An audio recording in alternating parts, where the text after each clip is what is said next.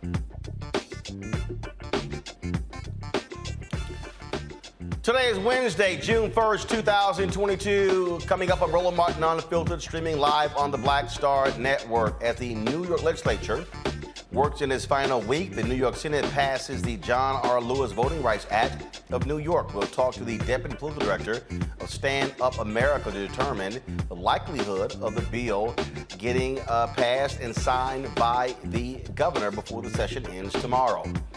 Folks, in Kentucky, Charles Booker wants to unseat Senator Rand Paul, and he drops a major commercial out of the gate that calls out Paul for standing in the way of an anti-lynching bill.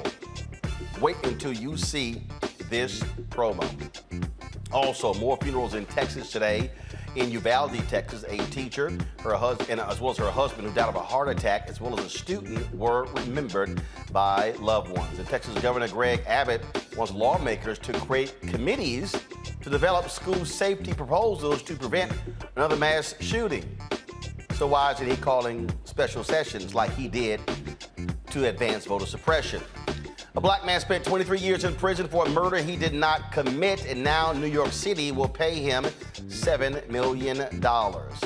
He was there when the Russian invasion began in Ukraine. I'll talk with independent journalist Terrell Starr about what is happening in Ukraine and what is next for that country. Also, folks continue to advocate for Brittany Griner. The WNBA star is still being held in Russia.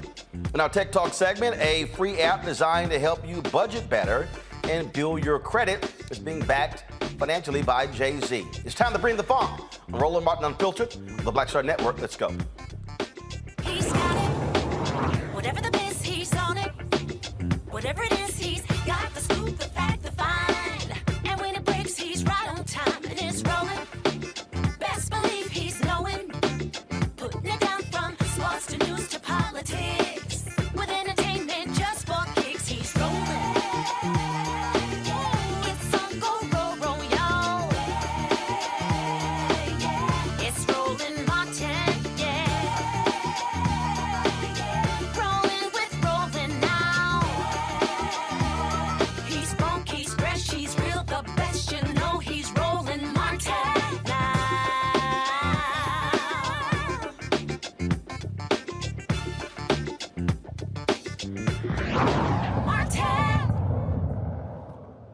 You would think New York State would have some of the more better laws when it comes to voting, when in fact it is one of the worst states when it comes to keeping people from voting. That's right.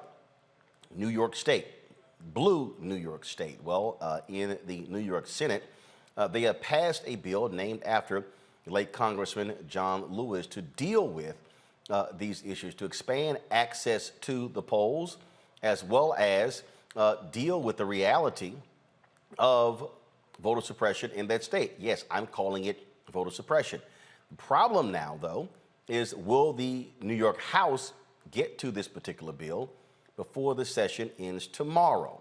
We're going to talk about a variety of things that are in this bill with my next guest who joins us now. They have been very much in front of advocating for this issue. Reggie Thetford, Deputy Political Director with Stand Up America. Reggie, glad to have you on Roland Martin Unfiltered. So let's walk through this, because a lot of people really don't understand the problems in New York State when it comes to voting. This is what the bill addresses. Let's go ahead and pull it up, please. Come on, guys. Let's pull it up, please. Thank you. All right. Launching a pre-clearance program that requires local governments with records of discrimination, providing new legal tools to fight discriminatory voting provisions in court, expanding language assistance for voters with limited English proficiency, creating strong protections against voter intimidation, deception, or obstruction, instructing state judges to interpret election laws in a pro-voter way whenever possible so that close questions of legal interpretation are resolved in favor of the rights of qualified voters, and establishing a central hub for election data and demographic information. Reggie, walk people through to explain how, frankly, awful New York State has been when it comes to voting. Well, first, Roland, thank you for having me. It's a privilege and an honor to be on today's show. As you mentioned, New York, the Senate, they just passed the NYVRA.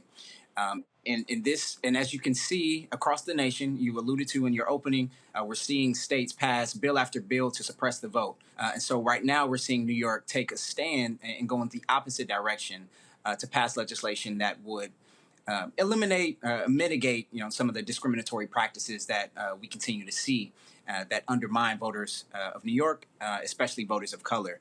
So from long lines to inconvenient polling locations, and failure to provide language assistance. As it was pulled up, the VRA hopes to address many of these. But one of the... Go ahead. No, go ahead. One of the most important pieces of this piece of legislation that is modeled after the federal VRA is the pre-clearance program. And this is what gives the piece of legislation teeth. It's a program that requires local governments to record or that have records of discrimination to prove that proposed voting changes will not harm voters of color before they go into effect. And this is a very important piece because, as you mentioned, you would think a state like New York might not need something like this. But for those that know the Shelby v. Holder case that was gutted in 2013, New York actually had jurisdictions that were covered under the DOJ. And so, although New York is perceived to be a very blue, progressive state, there are certain things that need to be addressed. And unfortunately, our U.S. Senate failed to pass this at the federal level. And so, thank you to Senator Zellner Myrie and Assemblywoman Latrice Walker, who are leading this effort at the state level here in New York. And not only that, ballot access. I mean, people who were ballots being kicked out. I mean, it was just all sort of back and forth that a lot of people, again, didn't really understand. You would think that, what's happening in Alabama and Mississippi? But groups like Black Voters Matter, they held protests in New York State to say, hey, Democrats, change these dadgum laws. Yes. And we're seeing New York take the steps in the right direction. As we mentioned, the New York Senate has passed the NYVRA, but also both chambers, the House and the Senate, have passed what we're calling the Wrong Church Bill. And historically, enforcement of this wrong church rule, it discounts any otherwise eligible voters' ballot if they vote, unfortunately, at the wrong polling place. And this disproportionately disenfranchises Black and brown voters. So just last year, 2020, there were nearly 14,000 votes that were disqualified across New York, mostly registered voters who, thought they were voting at the right polling place and didn't think they would be disenfranchised. Those votes were actually thrown out.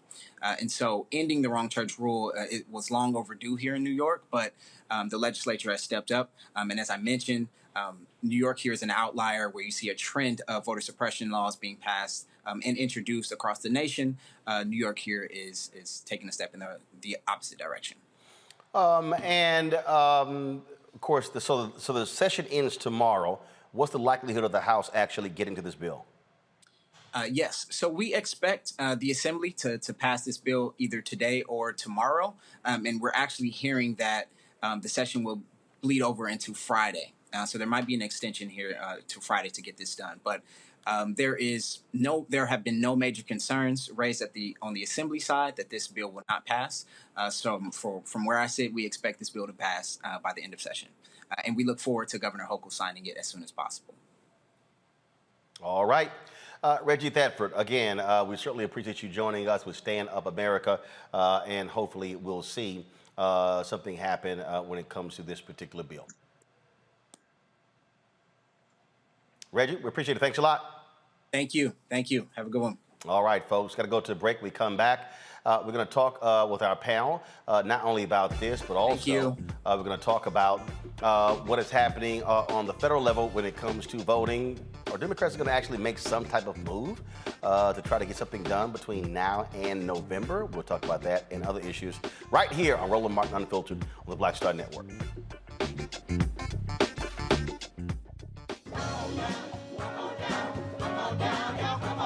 Welcome you to the launch of the Mass Poor People's Low-Wage Assembly and Moral March on Washington, D.C., June 18, 2022. We are a new, unsettling force, and we are powerful. New, unsettling force, and we are here. We're rising up to demonstrate the compelling power that we, poor and low-income people, have to reconstruct society from the bottom up. And we need to do it with the loudest voices possible, the biggest actions possible. Because we know that there is no scarcity in this land. The only scarcity is the moral will to do what's right. Hold on, just a little while longer. We are those with sub-minimum wage jobs who can't afford sky-high rent. People with disabilities are the fastest growing minority group. It's crazy to me that in 2021, it's still legal for workplaces to pay a sub-minimum wage to people with disabilities. There are still so much trial and tribulations that we go through as Indigenous people. We can't get a decent wage to sustain ourselves, nor can we get adequate housing. Veterans across this nation say enough is enough. We can't pat essential workers on the back on one day and then cut their health care the next day. Health is a political choice. What more do I need to do to prove that my voice is just as valuable as anyone else's? There are still forces in denial that would try to slow walk our transition to a clean economy and a just future for us all. We have an immoral system run by immoral people. But together we walk, and we fight. It's time for a change! Reconstruyamos esta gran nación! See, we are people of resilience. As we fight these interlocking injustices together, when we work together, mobilize together, and rise together, we become a voice for the voiceless, and we become an agent of change in a time where great change is needed. We need the third Reconstruction to ensure that deaf people, people with disabilities, and all people can have the right to live and to thrive. We know what they are doing, but the question is, what are we going to do? Reconstruction begins when we change our mentality and say it's time for you to get your foot off of my neck.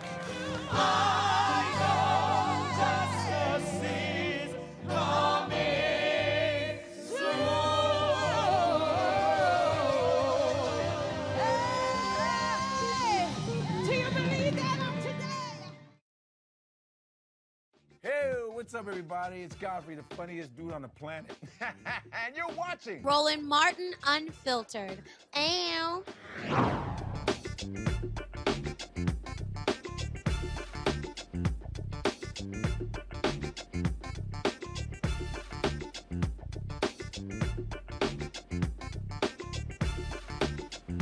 All right, folks. Breaking news here: the shooter, the individual, the white domestic terrorist who shot and killed 10 black people in Buffalo, is now facing 25 counts. 25 counts of murder and hate crime as well. And this is a perfect example where some black people need to learn to shut up. I dealt with people last week who were like, man, it's a doggone shame. They charged the Buffalo guy with 1 count. 10 black people shot and killed and charged with 1 count. Can some people learn to chill out and allow the law to do what the law does? It literally drives me crazy. So if you look at the 25 counts that now come down, I'm going to read these in just a second. But I want to bring in my panel, A. Scott Bolden, a lawyer here in Washington, D.C., Monique Presley, who also joins us, also lawyer, crisis manager, host of Make It Make Sense with Monique Presley on Instagram, and Dr. Niambi Carter with Howard University, political science professor. And so, Scott, I want to start with you because it literally drives me crazy when these Twitter lawyers start talking who don't know a damn thing about nothing. I mean, and there were people last week, and again, I listened to them, and they were like, oh my God, they only charged this guy, with 1 count, and he killed 10 people. And it's kind of like, y'all, seriously? Do you actually think he's only gonna get charged with 1 count? This is the New York Times lead. The man accused of carrying out a racist shooting in Buffalo supermarket has been indicted by grand jury on 25 counts, including murder, domestic terrorism, and other charges related to the May 14th massacre. Peyton Gendron, 18, of course, who was arrested. And again, folks, for all the people who kept running their mouths, don't go back, please. This is what it says. The 25 count indictment includes 10 counts of first-degree murder, 10 counts of second-degree murder charges as hate crimes, as well as 3 counts of attempted murder as a hate crime, and a single count of criminal possession of a weapon. The indictment's first count, domestic terrorism motivated by hate, carries a penalty of life imprisonment without parole. Scott, this is, it is maddening when I have to deal with people on social media who go, see, they don't care about black people, he only got charged with 1 count.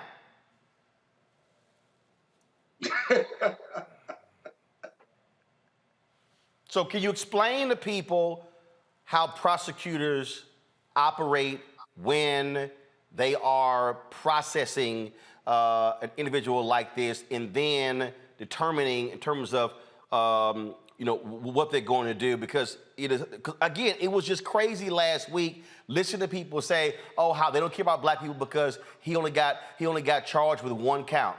This is a grand jury that came back. Go ahead.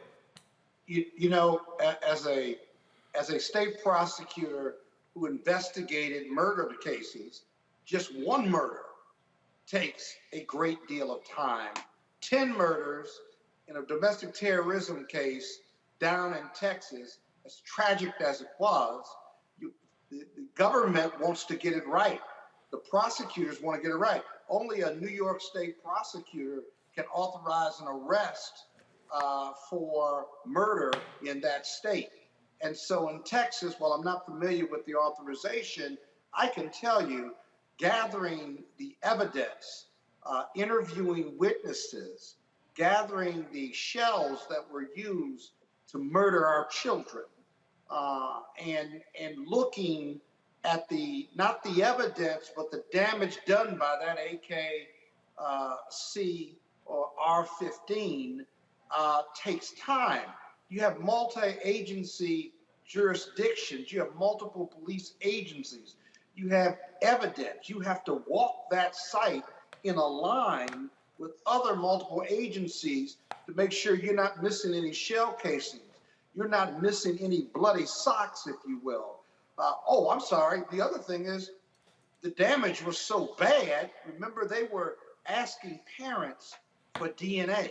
Well, that's Uvalde. I'm talking here about Buffalo. And that's this case here. And that's the thing that I'm trying to get people to understand. Okay, That folks have to, first of all, the Uvalde case, the guy's been shot and killed. The issue that I'm trying to walk people with Buffalo is that, again, what happened last week, that was just one thing. But they went to a grand jury and then presented all of it to the grand jury, and then they came back again with 25 counts. And so, just like in the case in Minnesota, where Attorney General Keith Ellison overruled the Hennepin County DA when it came to the death of George Floyd and Derek Chauvin, and then went back and said, no, these are what the charges are going to be. You don't just rush. And people were like, well, the guy had the gun, he live streamed it, and he got arrested, that's it. No, there's still a legal process that you have to go through. Well, you don't want to overcharge the case or undercharge it. And more importantly, if you rush, you're going to make mistakes. And if under criminal law, if you make mistakes or you pass a bad indictment or it doesn't meet the criminal elements of those charges, right, then you're going to have to dismiss the charges and figure out a way to hold this racist killer. And so patience is always a virtue. And the other thing you got to always look out for, Roland, is, okay, they've charged him with 25 counts. They're still investigating. They may find other stuff that he did in preparing for this, and they can supersede the indictment. So patience is a virtue, but you could be dead wrong if you rush it. And that's really what the only point I think you're trying to make and the one I'm making as well. Well, but it's also, Monique, trying to get some folks to understand that if you don't know the law, sometimes it's good just to be quiet. I remember being in Dallas it was a church there where they had a public forum after the killing of Botham Jean. And the DA was there, the attorneys for Botham Jean's family were there, and all of these people were yelling, prosecute her for first-degree murder. And the attorneys were like, okay, y'all might want to chill out because folks didn't understand the law, didn't understand what you can charge someone with that could get a longer prison sentence. It was all these different variations, and it was interesting talking to Ben Crump and the other attorneys, and they were going, I wish people would stop yelling out what should be done because they don't understand what the law in Texas says, especially when it involves a peace officer. Right. Yeah, and also that was going to mess with everybody's money.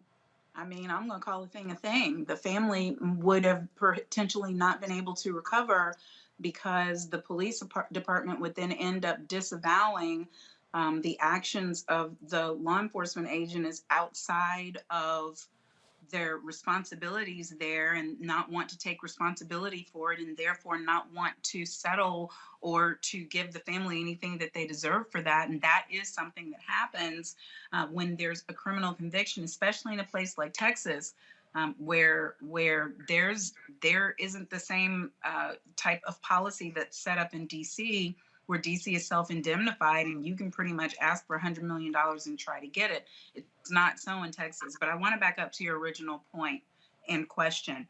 Roland, I agree with you that people make assumptions, they make quick assumptions, and that they assume, sometimes in ignorance where the law is concerned, that the first thing they hear is the only thing that they hear and that we've been done wrong. But there's a reason for that. The distrust of the legal system, the distrust of law enforcement, the distrust of prosecutors, the distrust of government representatives, that is well-based. And so people automatically in our community assume first that they're going to do us wrong and then end up relieved or pleasantly surprised in a very unpleasant situation when the government actually does what it's supposed to do. So you, as a person who has knowledge of it, can expect it's going to be done. Scott or me, having tried cases and been on the side of the issue where you have to dot your I's and cross your T's, we can expect that it's going to be done, even in this case in Buffalo. So prosecutors in that position have an opportunity to charge directly. They don't even have to go to a grand jury in many instances, or to go to the grand jury. Many prosecutors, especially high profile cases like this where it matters that you get it right, feel more comfortable having an indictment where the grand jury has looked at evidence and decided on the charges. So they give one quick charge to hold, like, you're not going to be out here unindicted. So we're going to charge you with something, and then we're going to go to the grand jury for the rest. And then, as Scott said, we'll likely come back to proceed that indictment with the rest after they've done the background research. There may be other crimes. You know, we may see some terrorism charges. Who knows what? Gotcha. But it comes from a place of pain. I get it coming from a place of pain. I get that. But I also, in this age of social media, Niambi, that what drives me crazy is when people put stuff out there and it comes from what some might consider to be credible voices, and then it just takes off. And then what it does, it gets people upset, hot and bothered, and now all of a sudden you're like, yo, chill, calm down, and that's what I'm saying. This is where I'm a firm believer, and also in why we believe in talking to black law enforcement, black lawyers, folks who understand this here, and now we see the reality in terms of what this white domestic terrorist is now being charged with. It wasn't one. We know he killed 10 people, but now we see exactly what those charges are. For sure. But I think, with social media, a lie travels faster than the truth a lot of times. And the thing about social media is everybody's used to getting everything right then, right in that moment. The speed with which we now can traffic information, to your point, makes it much more dangerous than it used to be. You don't have to wait for a printing press to put out the newspaper the next day, and maybe you can have a moment to come back. When you put something out in a tweet, particularly for folks who have like a lot of followers, and that thing becomes retweeted, it has a life of its own. And unfortunately, there's not a lot of time for reflection on social media. People say things without thinking often. And then by the time you get to maybe a retraction or at least an update or revision of what you said, the bad stuff is already out there and has already made its way across multiple platforms on social media. But I also think the thing about social media is everybody becomes an armchair expert in something, right? Everybody becomes a genius around tech, or everybody becomes a genius around the law or politics or whatever it may be, journalism, right? Not thinking about these things as having a real logic behind them or a real skill or any kind of training. And I think that's sort of the era that we live in with social media, where everybody can sort of be an armchair expert on things that they don't know very much about or things that they don't have intimate knowledge of. And I'm certain the prosecutors, at least in this case, wanted to probably keep some things very close to the vest because they are still going to be involved in these investigations for months and months to come leading up to trial. So, we can't expect to know everything, but we live in a moment where everybody can be an expert on anything because of social media. Absolutely. And so, again, it's always trying to walk people through this here. Now, folks, in Uvalde, Texas, more funerals today. The family and friends, of course, gathered to say their final goodbyes to Robb Elementary School student Jose Flores Jr., teacher Irma Garcia, and her husband, Joe. Irma died in the shooting, but of course, Joe had a heart attack 2 days after visiting his wife's memorial. The school, now, on other news, folks, which is crazy, the school district police chief, who served as the on-site commander during last week's deadly shooting, who told cops not to go in, he finally addressed his claims that the department was not complying with the Department of Justice probe into the police response during the shooting.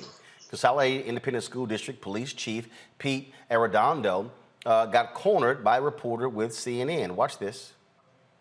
We're not going to release anything. We have people in our community being buried, sir. So we're going to be respectful. I just want your reaction we're going to be the Director McGraw saying that you were responsible for the decision to go into that room. How do you explain yourself to the parents? We're going to be respectful to the family. I understand that, but you have an opportunity to explain yourself to the parents. And just so you know, we're going to do that eventually, obviously. When? And whenever this is done, and let the families quit grieving, then we'll do that, obviously. And just so everybody knows, we've been in contact with DPS every day. Just so you all know. They say They say that you're not cooperating. I've been on the phone with them every day. Did they say you're not cooperating? So just 2 seconds. Just so you know, we've been talking to them every day. What is your reaction? Y'all have a good day. What is your reaction, sir?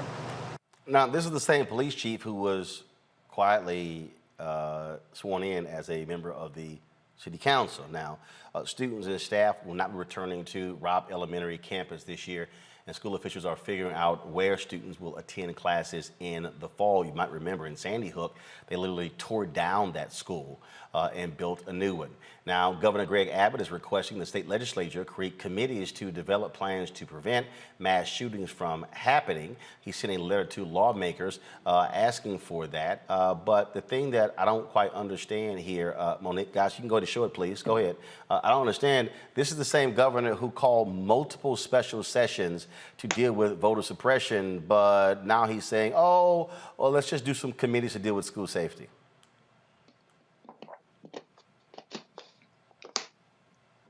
Is that for me? Well, yes, Monique. Oh, he's a demon. I don't know what to say. He doesn't. I can't name all of the different ways that this man has derelicted his duty, has abandoned his post, has not kept Texans safe. And why do I care? My mama, my daddy, my auntie, my uncle, my everybody is a Texan. And when we're talking power grids, when we're talking storm response, when we're talking turning away Affordable Care Act money, when we're talking not having access to what they need during a pandemic, when we're talking mental health response, and this, you know, I mean, what was that tweet that went around? Why is Texas second in sales for yeah, he sent a tweet out several years ago lamenting the fact that Texas was second in gun sales to California and said, Texas, we got to do better. He's a shame.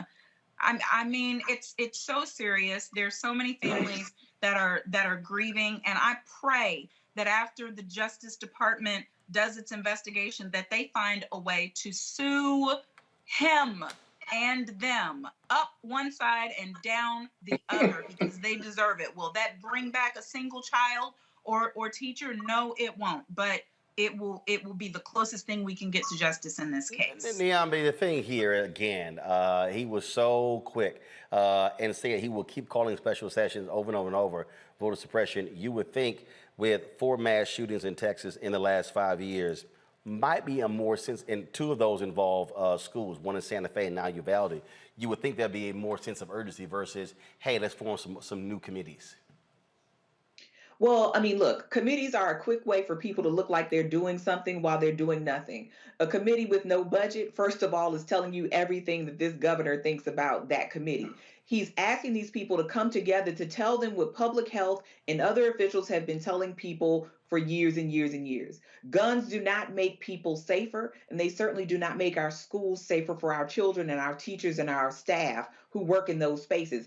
He doesn't need a committee to tell him this, but he doesn't actually want to do anything about gun safety in the state of Texas because it's going to cost him votes. So he's going to call a committee, not give them any power. They're not going to have a budget. They're not going to have any enforcement authority. And then they're going to give him recommendations that he's going to look at and then shake his head and say, well, there's no money for this, or this is too radical. If, you know, and if he's picking the committee, God knows, I mean, it's not going to change anything anyway. So committees don't move the needle on anything. It's going to be a nice report that goes nowhere. So Governor Abbott, is doing nothing around children's safety by calling this committee. And as you said, he could very well call a special legislative session and try to actually get something on the books that would make us safer right now in the state of Texas. And he's not going to do that. Scott? Yeah, why do I need a committee to tell me what I know already? What's missing from these mass murders that we've seen over the last 10, 20 years that we don't know? I'm not an expert. I can tell you all kinds of things that you should do. I could write legislation to make guns unavailable to the mentally ill. I would make them apply for judicial review if they wanted to buy a gun, if they had a mental history. The school committees, what are they going to say? They're going to look at the same data we have.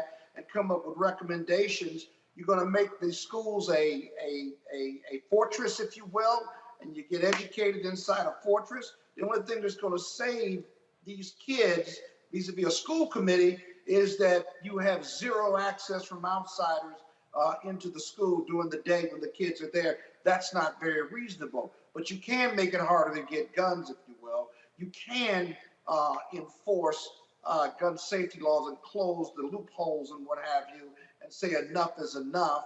You certainly could do a lot of legislation, call a special session versus having a school committee. And so it's like guns don't kill people, people kill people. So we don't have a gun problem here.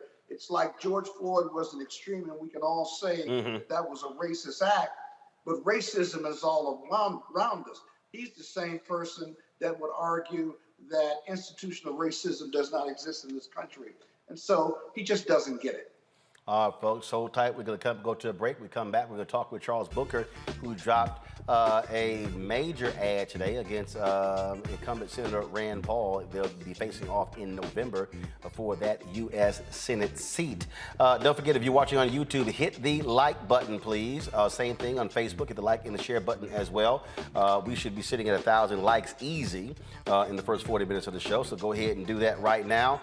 Don't forget, if you download the Black Star Network app, available on all platforms: Apple phone, Android phone, Apple TV, Android TV, Roku, Amazon Fire TV, Xbox One, and Samsung Smart TV. Also, folks, be sure to join our Bring the Funk fan club, where every dollar you give goes to support this show. Send your check and money order to P.O. Box 57196, Washington, D.C. 20037-0196. Cash App is $RM Unfiltered. PayPal is R Martin Unfiltered. Venmo is RM Unfiltered. Zelle is Roland@RolandSMartin.com. Roland@RolandMartinUnfiltered.com. We'll be right back.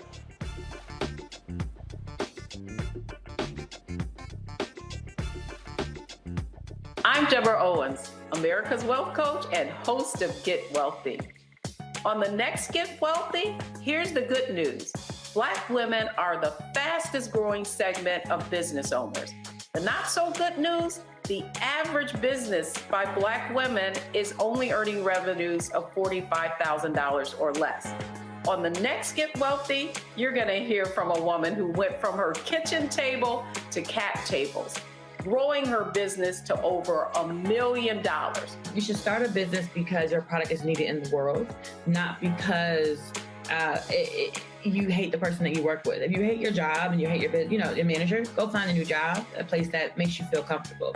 And I say that because starting a business is truly a labor of love and service. If you want to learn how to do it, right here on the next Get Wealthy, only on Black Star Network.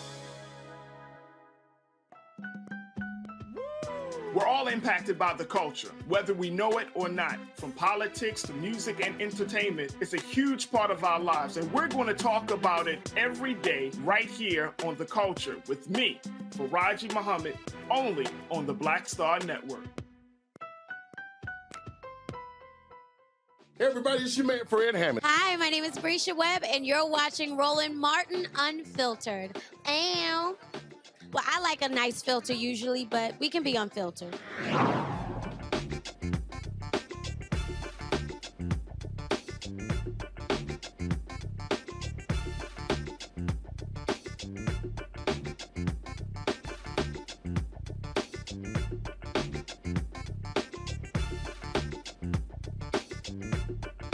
All right, folks.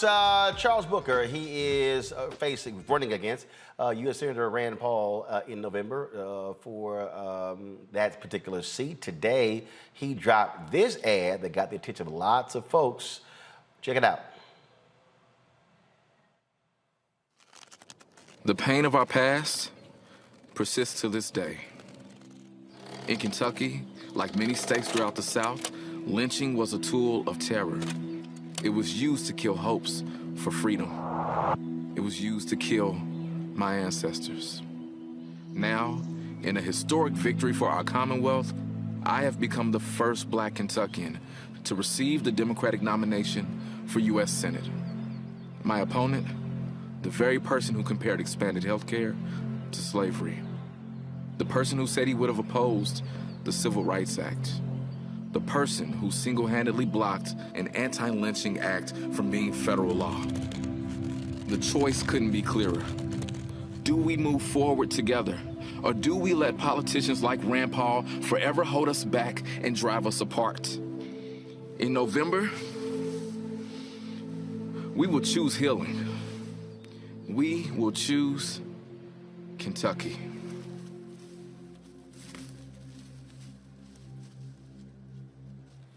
Charles Booker Jones is right now from Louisville, Kentucky. Glad to have you back on the show. That had to be, we certainly understand what you were doing and why you were doing it, but it certainly was not easy to put a noose around your neck. Absolutely, brother. That was one of the hardest things as someone who appreciates storytelling and the power of creativity. That was one of the hardest things I've ever had to do. And it was something that fell on my spirit in the sense of lifting up the truth of the challenges we face. But it was hard. And I feel the responsibility to shine that light, even if it means being vulnerable in the heaviest of ways. That was personal for me. Rand Paul stood in the way, choosing not to allow unanimous consent. And that bill's passage was delayed more than a year because of his obstinance. That's absolutely right. And what I'm trying to lift up in this ad here is really shining a light on who he is. Rand Paul has shown us himself. He is someone who throws up smoke screens. He has essentially gaslighted the country throughout his career. He is someone who stokes hate and division and racism every chance he gets, and then whistles away as we fight amongst ourselves. And just this last week, Rand Paul opposed moving forward with even debate on domestic terrorism legislation following the heinous act in Buffalo, where lives were taken away because of the color of their skin. And that very same incident happened here in Kentucky at a Kroger in Louisville. So Rand Paul knows what this pain means, but dismissed it because he said, well, we have interracial marriage now and churches are integrated. He is dangerous. We want to laugh at him. We want to dismiss him, but he is really the arsonist burning down our pursuit of democracy. And I'm calling it out so that we can beat him. That particular bill there, only one Republican in the House voted for it. All the Republicans in the U.S. Senate indeed blocked that from moving forward. There were a lot of people who were complaining that nothing was done after Buffalo, but the reality is it was Congressman Jamal Bowman who advanced that particular bill, a CBC member who put that bill up. The House passed it, so people can't act like that did not exist. But this is an example of what happens when you have 50 Republicans in the U.S. Senate, 50 Democrats, and you have 2 Democrats who don't want to break the filibuster. And what I keep saying to people is that if people stop just whining and complaining or saying what was not being done, that if you look at, holding Democratic seats in Georgia, Nevada, New Hampshire, holding those seats, and then in Arizona as well, and then looking at expanding the map, potentially, there could be a 55-45, 57-43 Democratic advantage in the United States Senate, therefore nullifying, if you will, the opposition to ending the filibuster by Kristen Sinema and Joe Manchin. That's absolutely right, and that's why I am stressing to our allies across the country, this race is critically important. We need to win races just like this one here in Kentucky, and Roland, I've said quite clearly that this type of race will define whether we are going to continue our pursuit of democracy or not. It's going to help decide the fate. And it's not just because Rand Paul is horrific and embarrassing and terrible, but it's because we're running against hate and division at a time when it is really tearing at the fiber of our country. And, I see the opportunity for us to realize healing and to do it together across divides, from the hood to the holler, as I often say. And so this campaign to me is our chance to stand as family, to call out hate, but to lift a vision that's bigger. And getting rid of the filibuster, having an expanded majority, will allow us to do so much good right now. So we can't miss this moment, and we're not going to. A couple of years ago, you faced off against Amy McGrath in the Democratic primary to face Senator Mitch McConnell. You came up short. What lessons did you learn from that defeat that you hope not to repeat in November? Well, one of the biggest lessons that I learned at that time, honestly, was that the people of Kentucky are ready. It was a hypothesis, a prayer that I had, of faith in Kentucky, that if I stood up and spoke the truth in areas where Trump won handily, if I showed up in communities that historically voted Democrat but don't turn out anymore because they think no one cares, that if I do that work, people will respond, and they did. And so the lesson we're taking from that now, and what we've done over this past year winning this primary, is we've been organizing early. I have over 20,000 volunteers across Kentucky that are organizing on issues, and some of them have had MAGA hats. And because we're leaning in at a time when Democrats have said there's no chance, and Republicans have said we got it in the bag, we'll sow up hate, stew hate, and weaponize racism, we are building a new coalition. We're expanding the electorate, and we're proving the doubters wrong. And we're going to blow Rand Paul out this year. And I'm asking everyone to go to charlesbooker.org and help us do just that. When you talk about running, obviously you do not have a significant black population in Kentucky in terms of, representing 20, 30% of the electorate. And so what type of coalition are you putting together? And then if we look at the numbers of people who turn out in the primary, not a significant number. And so how are you going to get those disaffected people to turn out? Because that actually could be the margin of victory, getting those people who are sitting on the sidelines. Oh, that's absolutely right. This is about how we turn out support. And the support I'm speaking of is not just Democrats. The issues that I lift up, fighting to end generational poverty, making sure that no one has to ration their insulin like I have, that you can turn on the faucet and clean water will come out, that we can be safe in our homes, that no one else's door will be busted down by the agency we pay for to protect and serve us. These issues aren't actually partisan. And so we're building a coalition rooted on our common bonds that really reminds me of the power of the Rainbow Coalition, and understanding that Kentucky is a state that is nearly 90% white. We have to speak to the truths that bring us together. Addressing structural racism and lifting up hard realities like this video that we did today isn't just about speaking to the Black community. It's about speaking to all of us in our collective struggle and our collective responsibility to one another. And so by addressing the issues we're really facing and speaking boldly and going to places that get ignored and left behind, the forgotten places, we're finding a ready coalition. And this is exactly why Mitch McConnell and Rand Paul are terrified. And we're going to shine a light for the country in this race. And I'm honored to do it. All right, then. Well, Charles Booker, certainly good luck in your efforts. And again, a very powerful opening ad. Thank you, brother. I appreciate it. I want to talk about ads and how you capture the attention. In the wake of the shootings in Buffalo and Uvalde, someone on Twitter put this particular video together to give people an understanding of how Republicans use guns in many of their political advertisements. Ready? Aim. I'm Kathleen Wall, and I approve this message. It's time to fight back. I'm Greg Gianforte. I approve this message. Joni's gonna unload. I'm Joni Ernst, and I approve this message. I'm Matt Rosendale, and I approve this message. Pro gun. I'm Jake Beckett, and I approve this message. I'm going to blow away the Democrats. I believe in individual liberty and personal responsibility. I'm Marjorie Green. I'm Mike Collins, and I approve this message. I'm Hutton Rideout. Care to join me? I'm Kay Daly. I'm Brian Kemp. I own guns. That all depends on the caliber of our candidates. I'm Pamela Gorman, and I approve this message. The Second Amendment is about hunting. I'm Dean Heller. I'm Dan I'm Sullivan. Catherine Temple. I'm Jim Lehman. And I approve this message.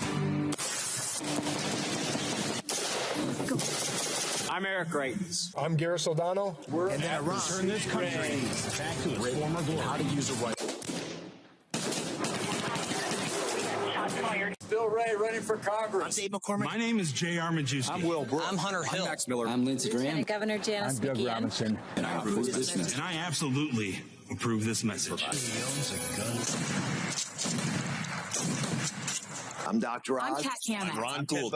I approve this message.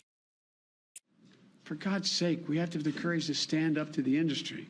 That ain't going to happen. That's why the NRA endorsed me.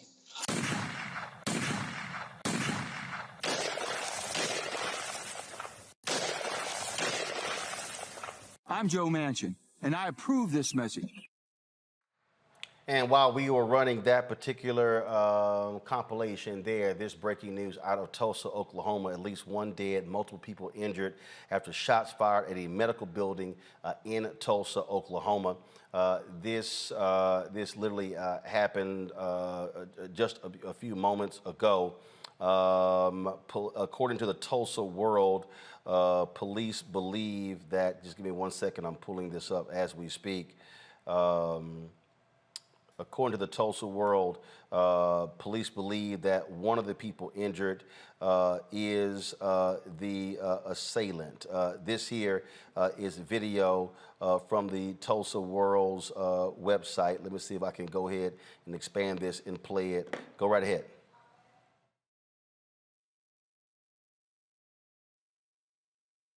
Behind me, multiple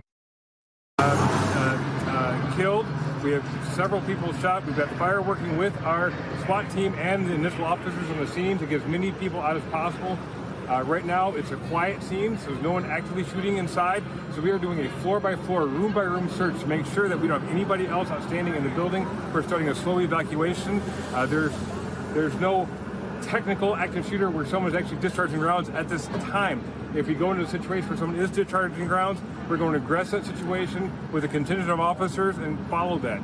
So right now, it's settled down. We're trying to rescue those who are injured, and we're treating this as a catastrophic scene in there right now. So we're trying our best to navigate through every single floor. We're having some difficulties getting through some locked doors, but we're locking floor by floor down, and we're bringing more and more officers in here so we can safely clear the entire building. We have multiple floors, 5 or more floors right now, with hundreds of rooms and hundreds of people within the building. So you have to give us some time on this. Right now, we believe that the primary shooter is down. So unless we have intelligence that another shooter is in the building, we'll work. So that was, again, a video from the Tulsa World. Niambe, I want to start with you. That spot that we ran right before going to that particular story, I mean, shows you, to me, how sick and demented this country is when folks well, it's a badge of honor for them to have have guns in commercials as a way to appeal to voters. Yeah, I mean, our proximity to guns usually says something about our power, especially for male candidates, their masculinity, and for women, in particular white women who want to approximate that same kind of masculinity, that same kind of strength. A gun becomes a way to do that. The problem, of course, is we know guns have real consequences. And when we're talking about political ads more generally, whether we're talking about this ad on television or ads made like the one Charles Booker was just speaking of, the one that he just dropped today, the truth is ads do very little to bring people to you. They work for the people who are already supportive for you, but they do very little. The only exception typically is in battleground states. And where we see a lot of these ads, unfortunately, these people are running in safe districts, in safe states. So they don't really have a lot of competition. And so the ad, whether it's a positive or negative ad, whether it's shocking or whether it's provocative, what they really do is bring your name to the fore. That's what they do. And that can be important. That's valuable for sure. But nobody is winning and losing elections based on political advertisements alone. And unfortunately, ads like this, for some, are just going to reinforce why these people like Joe Manchin and Marjorie Greene, et cetera, are in Congress or in their local state houses, and why they're the right choices, right? These these violent incidents just say we just need more guns, not less. But one of the things, Monique, in talking, when you're looking at with Shannon Watts, with Mom's Demand and work that they have been doing, what these incidents have done is shaken people, some folks to their core, and forced them to get involved. You look at what 11 Films and Don Winslow, the author, how they've been utilizing video to get people to understand how significant this is. I'm going to play for you. This here is, again, a piece that the folks with 11 Films put together in the wake of Uvalde and Buffalo. I'm done, okay? I'm done. I've had it. They fucking failed our kids again. You know, how many more times? I'd hoped when I became president, I would not have to do this again. To lose a child is like having a piece of your soul ripped away. Every time I think about those kids, it gets me mad. There's a hollowness in your chest. You feel like you're being sucked into it. How am I going to plan a funeral? What kind of casket? I have to write a eulogy. All I did was send them to school.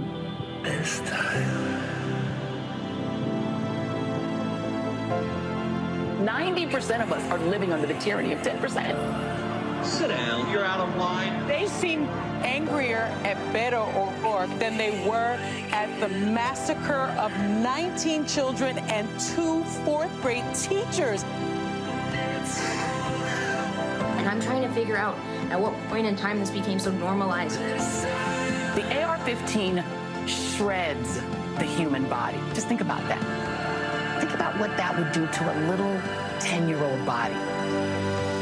What in God's name do you need a solvent for except to kill someone?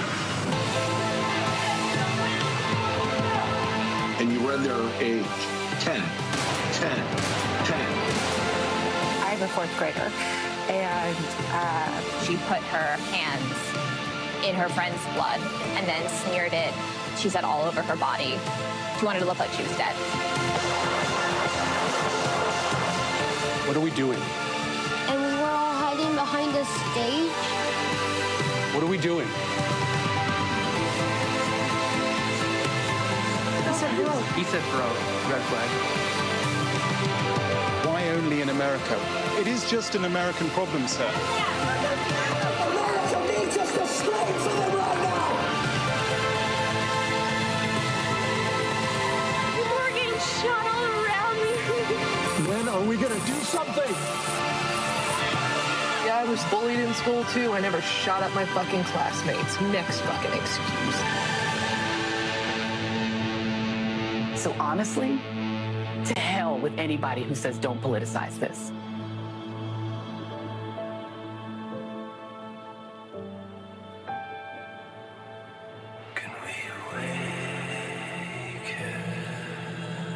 This is about semi-automatic weapons and military weapons that are killing our children in school. Monique? Yeah. You know, I have school-age children, and I take them to school every day with prayer. And I even some days, like the side door, because one of my children is in an autism unit at a public school, and I am so thankful every time. Like, if I don't get him there by the time the special education officer goes in, that door is locked. So if I try to go in that door, I can't get in. If I go to the front, I've got to push the buzzer. They've got to know that it's me. I've got to go through 2 doors in order to get in. And that gives me the little bit of additional security added to my prayers. But the people whose children were killed, they had faith in prayer. They knew God too. So especially I hear sometimes Christians who were saying, all you can do is pray. God's going to take care of you. Like, they don't give a damn about nobody else. this grieves me because I still have my children. And I don't want to know what this is. And so when we talk about solutions, frankly, this last shooting of these children in Uvalde was the first time I texted my cousin, and I was like, I'm always this person who's saying, but we need to be part of the solution. We need to be in there fixing it. We need to not give up. Frankly, that day, Roland, I was like, I don't care about these people. I don't care about this country. Do I have an obligation to get the hell out of here so that I'm in some place that does not have this gun sickness, so that I do not have to pray these kinds of prayers over my children just for them to get an education? Is this what people are calculating as the cost of being in the land of the free, the home of the... There is nothing free or brave about having to have all of those weapons of war so that you can feel good about yourself. This is pathetic. It is dark. It is demonic. It is amoral. And all I can say is that we have an opportunity when we vote for all of these people who were saying they're for common sense gun reform. You have to show up at the ballot and mean that. You say you care about a woman's right to her body, you have to show up and vote that way, because you're polling one direction. But then when you go into that booth, you check out these GOP boxes off of some sense of whatever. I guess we're going to have to wait for Roland's book to come out for us to fully explain what y'all are afraid of. But for me, it's obvious that you're not voting your conscience and you're not voting your concern for your fellow man. And that is what it's going to take in November and beyond for us to put this country in a better position. Scott, this was the cover of the New York Times Sunday Review. That was quite jarring. It listed Uvalde, Buffalo, Boulder, Colorado, Atlanta, Dayton, Ohio, El Paso, Virginia Beach, Thousand Oaks, California, Pittsburgh, Parkland, Florida, Sutherland Springs, Texas, Las Vegas, Orlando, Roseburg, Oregon, Oak Creek, and in every single instance, it said authorities said the gunman was able to obtain the weapon legally. Yep. You know, Roland, I've been so reflective on this, and I was thinking about Monique and her children. I was thinking about my children who are grown, and you know, this is just insane. It's just insane. And have you noticed on that list that you just did, that list has increased significantly each year. You know, you'd have one, then two. Now, you must have at least 20 this year already, or some ungodly name, a number. And then that prior ad that you ran that talked about the elected officials who do ads with guns, right? And then they get elected. So what's insane is America has cut a deal with the Second Amendment as the foundation, a deal to accept mass violence in exchange for owning a weapon of mass destruction or 9mm or Second Amendment right, however you couch it. This country has accepted this as a dastardly deal. A deal with the devil, a deal with shooters and killers and the mentally ill and the evil and the hate. They've actually cut a deal to tolerate the killing of our kids on a mass scale in exchange for the right to own a gun. And then they vote for Republicans who won't do a damn thing about it and are revered. They may take over the House and Senate in about 6 months or 5 months. Think about what I'm saying, Roland. Think about it. How insane this is, and we won't do anything about it. So America's acceptance of mass destruction, of violence, and the shooting of our kids in public and private schools, we've accepted it. We ought to be ashamed. I'm ashamed of this country.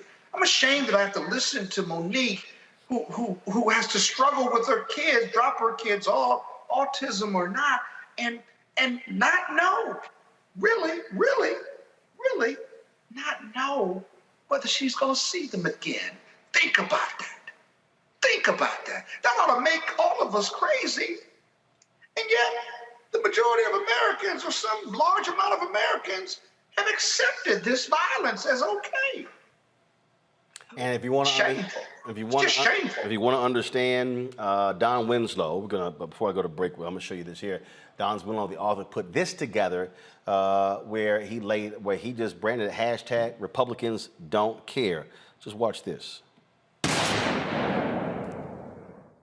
We share a tiny part of the burden in our own hearts, and that we will lift the victims and their families and the entire community in prayer.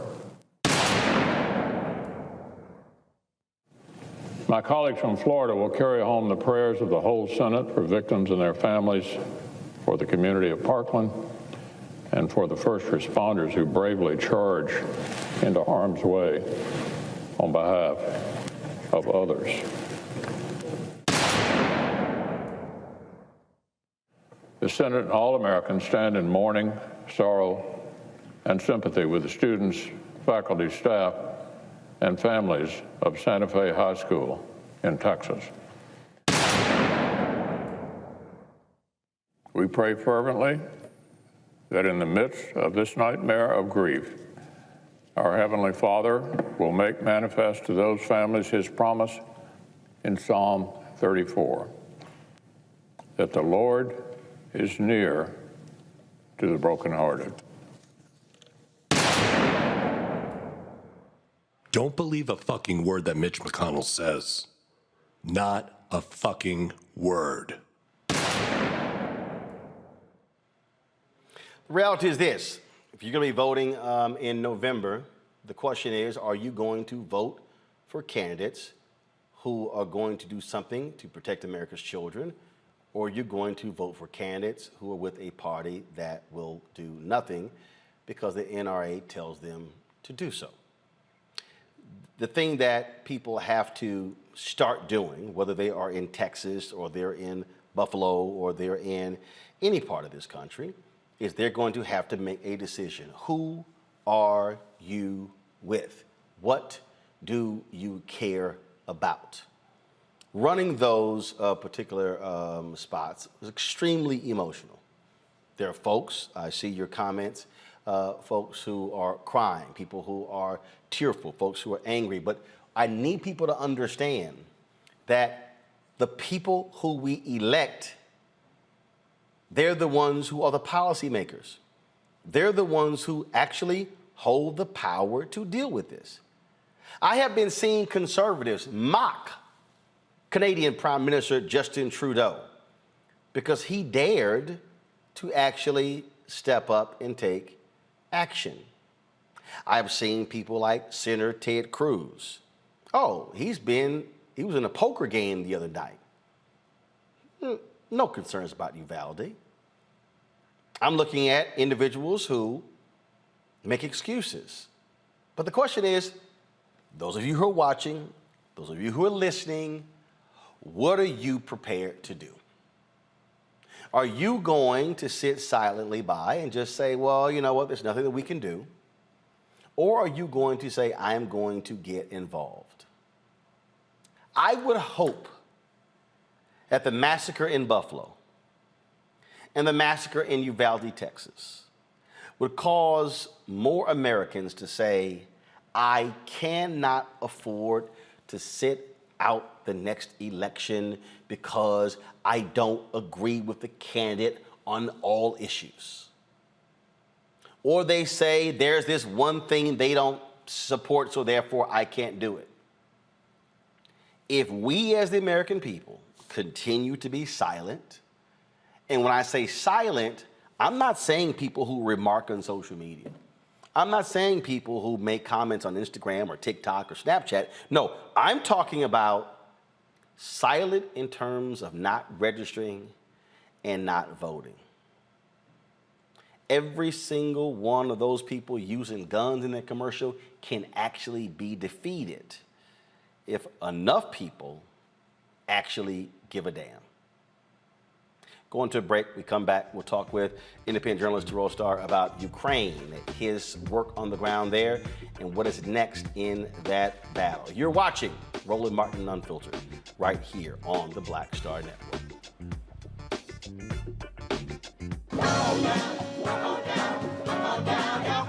We welcome you to the launch of the Mass Poor People's Low-Wage Assembly and Moral March on Washington, D.C., June 18, 2022. We are a new, unsettling force, and we are powerful. New, unsettling force, and we are here.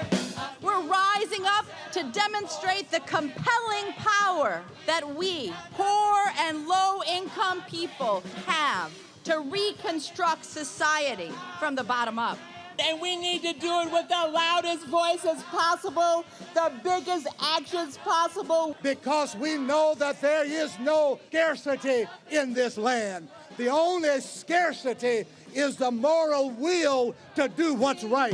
Hold on, just a little while longer. We are those with sub-minimum wage jobs who can't afford sky-high rent.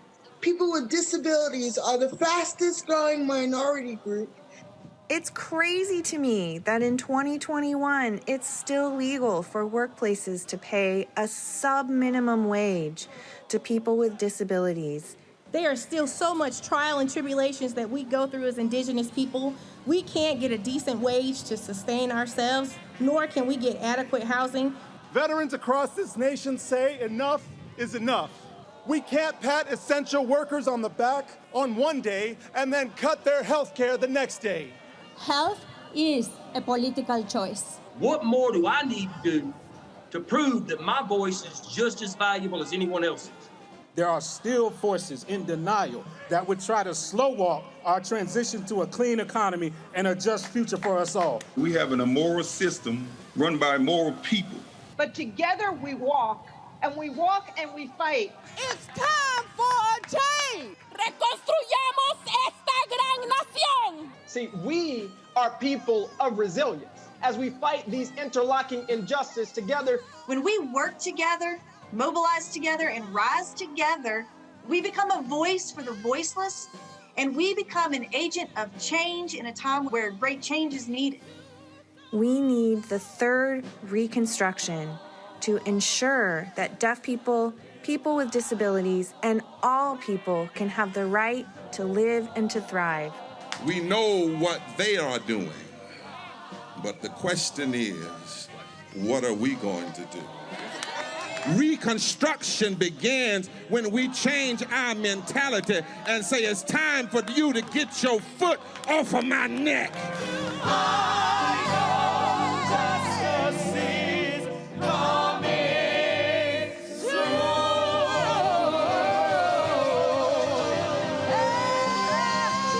Hi, this is Cheryl Lee Ralph. Hello, everyone. It's Kiara Sheard. Hey, I'm Taj. I'm Coco. And I'm Lily. And we're SWV. What's up, y'all? It's Ryan Destiny, and you're watching Roland Martin Unfiltered.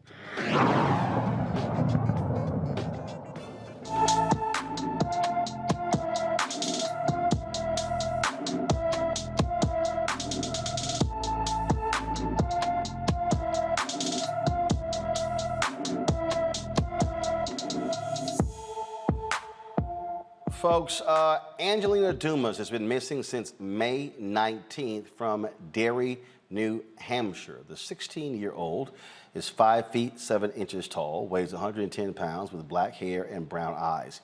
Anyone with information about Angelina Dumas should call the New Hampshire State Police at 603-666-3334, 603-666-3334. Folks, the war in Ukraine continues to go on as we speak. This battle has been going on for quite some time as Ukrainian forces battle Russian forces for control of that country. We have seen various nations across the world step up, offer resources and other things for the Ukrainian people to battle the Russians. We have seen reactions in so many different areas, including the sports world, where athletes who refuse to disavow the Russian actions, they've actually been denied an opportunity to actually participate in sports. Fundraisers have been going on as well. Nobel laureate said he plans to sell his Nobel Prize in order to send that money to Ukraine. The United States has passed a bill to send upwards of $40 billion to Ukraine as possible. The Biden administration also announced they're going to be sending Ukraine a small number of high-tech, medium-range rocket systems. It will take at least 3 weeks for Ukraine to get the weapons and train troops on how to use them. As I said, last month, Congress agreed to send the Ukrainian people $40 billion for the war efforts.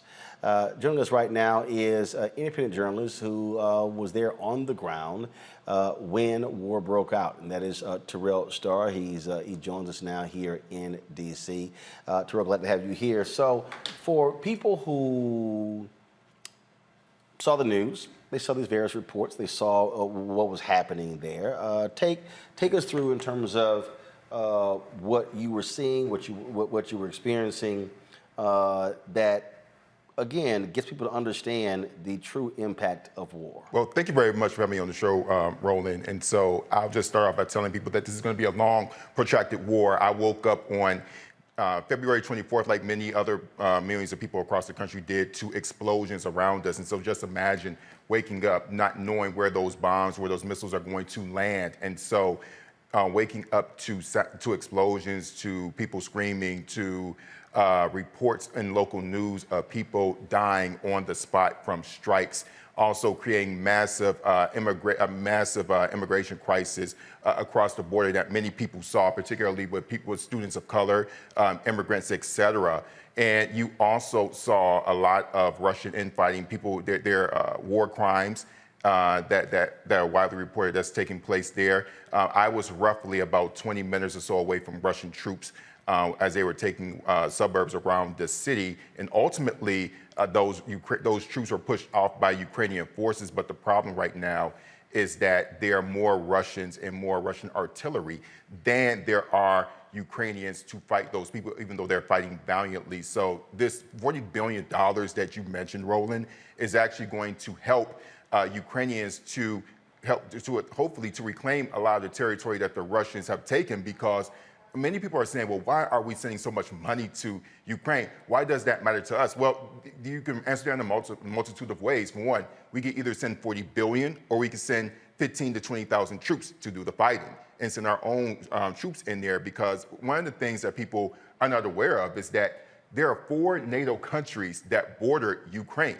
And in any instance where Russia is threatening to any of those nations, if a missile were to accidentally go into one of those countries, that could potentially that could potentially trigger Article 5, which means that if you attack one of us, you attack all of us. That means your aunties, that means your sisters, your cousins, your brothers, who are U.S. troops, many of whom are already deployed in Eastern Europe, are going to have to fight this war. And so that is just generally a synopsis of what's going on, and this war is definitely going to be protracted. There are the point that you made about the amount of money being spent. Mm-hmm. I've seen black folks say, well, if we could send $40 billion to Ukraine, why can't they give $40 billion to black people? Well, that's how budgets don't necessarily work like that. A lot of this money, for a wide range of reasons, are allocated through various means, particularly in defense anyway. And another thing, too, it goes back to what I said originally. We could either send the $40 billion or we can send your cousin to fight. Because the idea is that if we give Ukraine enough arms, enough military, and it's not just military aid, it's humanitarian aid, but then there's another moral question of, how much are we willing to invest in another person, another human being's humanity? And then what if something were to happen to people on the continent of Africa? Are we going to say, well, it's those people over there, yeah, they're black people, but they're not our problem? I mean, some people do say that, right? And so it comes down to how do you want your world to be governed, and what world do you want to live in America? Whether we want to war with Putin is not relevant. The relevant point that we need to accept is that Putin, in his actions, wants to war with the West. And so one of the ways to deal with that is with that military aid, and it does help to fit, because ultimately what's happening here is that the United States is doing what's called low-hanging fruit. And so they're doing everything possible not to really involve themselves too deeply. You mentioned those short to long-range missile systems there. And so that was kind of like what Putin said, this is our red line. If you send these missiles that can strike into Russia, then we're going to attack you. And so, or it didn't say necessarily going to attack, but he mentioned the red line, which is implicit of we're going to attack you. And so all this is low-hanging fruit. And so, and all of that in theory is designed to ensure that we don't send our own troops there. So which one do you want? That's the. But people also, I think people, look, let's just be real here. Part of the fundamental problem is that Americans are isolationists, where we operate where nothing else matters. Whatever's happening around the world, there's no bearing on us. It means nothing. It means nothing to us. Yet people also have to understand that if you're the same person who's complaining about gas prices, complaining about inflation, you have to understand we're living in a global economy. And so what's happening with Ukraine, what's happening with Russia, has a direct impact on what's happening economically here in the United States. And also, it's another issue about grain. So if you have Odessa, for example, and I wish we had a map here to really show it, is that the Russians have a blockade on the seaport city of Odessa, which is one of the largest cities in Ukraine of over 1 million people. And so there are 20 million tons of grain. And I'm not going to try to point to it particularly, I don't have a pointer, but the larger issue is that there are more than 20 million tons of grain there, much of which goes to the continent of Africa, right? So if we don't necessarily think about, well, those are just white folks in Ukraine, think about the people on the continent of Africa that depends on that grain. And so the longer, and another thing about these missile strikes is that some of these strikes hit farms where there are tons of feed for animals that produce, that contribute to the agricultural infrastructure that feeds the world. So Ukraine is not just about Ukraine. Ukraine feeds the world. And if we don't care about how Ukraine feeds the world or care about our people, then it really goes to a question of how much, how engaged are we in the society? And so we are pulled into this whether we want to or not, but the gas prices are the main thing. And another important point is that this war is going to keep on happening because Putin has enough people as cannon fodder to send into Ukraine because he doesn't have a civil society that's really going to push him and make him care.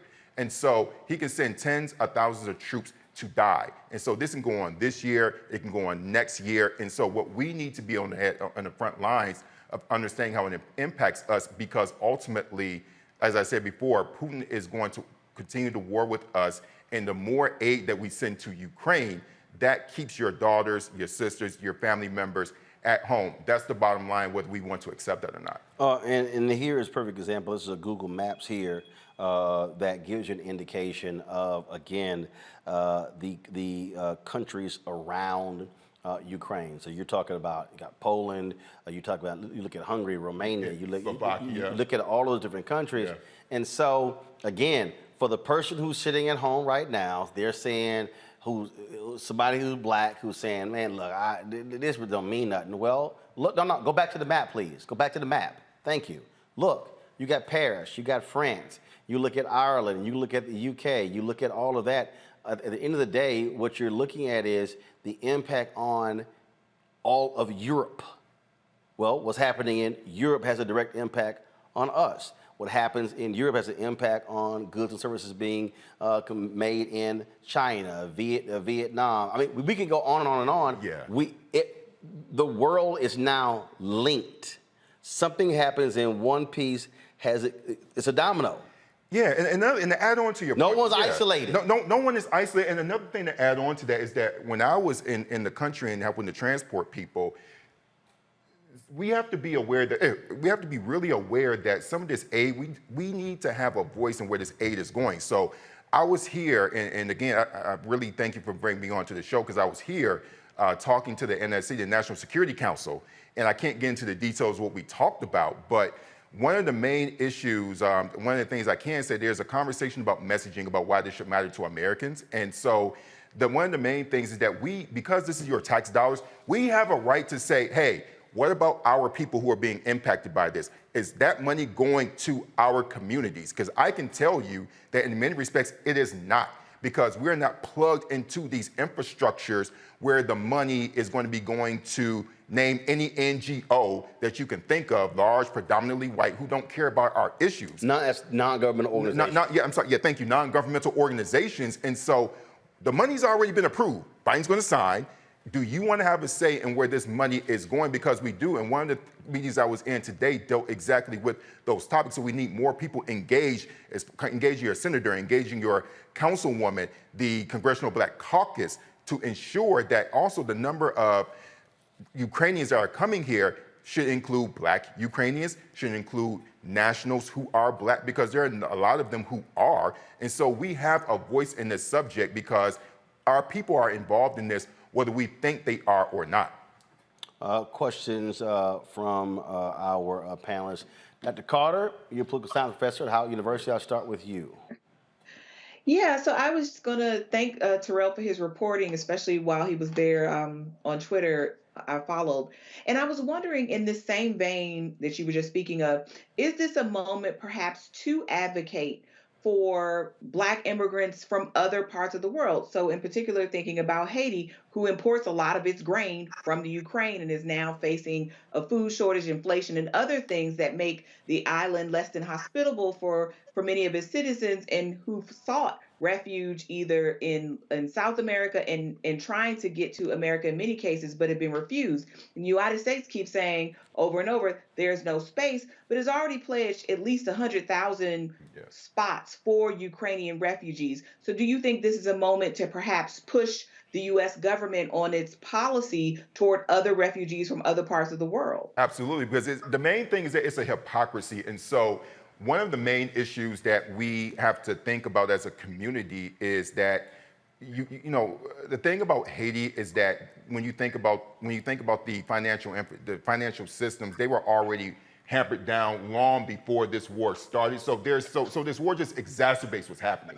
And so one of the best things that we could do is continue to encourage, again, like, so much power in how these decisions are made depends on how engaged you are with your senators, engaged with your city council people. So it's a very essential thing. So I would agree, absolutely, yes, but not just